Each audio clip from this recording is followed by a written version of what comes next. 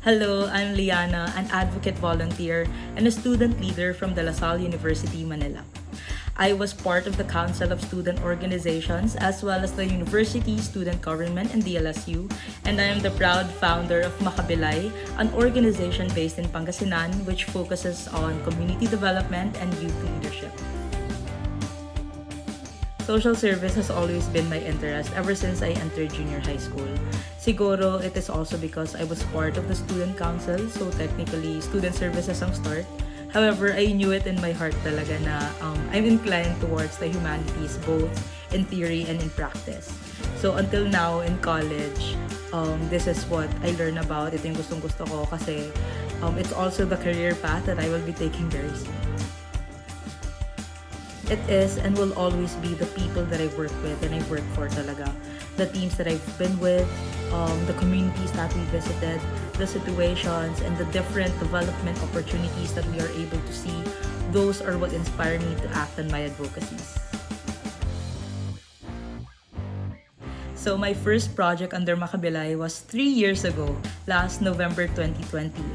It started out as this small donation drive between my friends and I in junior high school, but then it turned out to be this province-wide initiative because we had partner organizations and the local government units in Pangasinan were already helping us and who inquired about how to help the victims of Typhoon Ulysses and Typhoon Rolly that time, so kasagsagan ng pandemic. And it was this 15-day-long project na relief goods operation in regions 2 and 5, and I could say that this project was very much successful because we were able to reach beyond the scope that we were aiming for.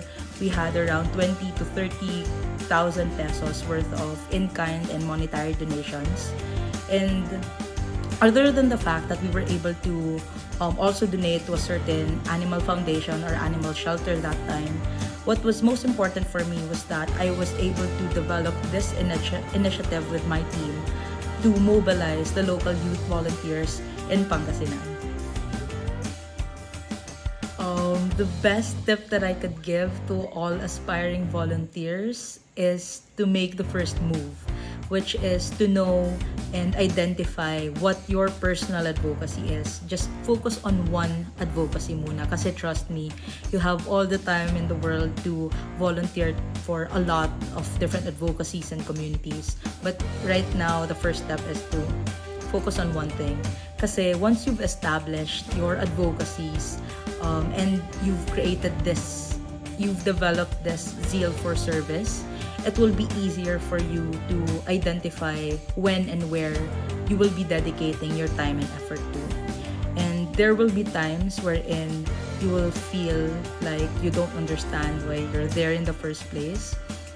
I want you to look around you because you will be reminded that your compassion and your heart are not just yours anymore.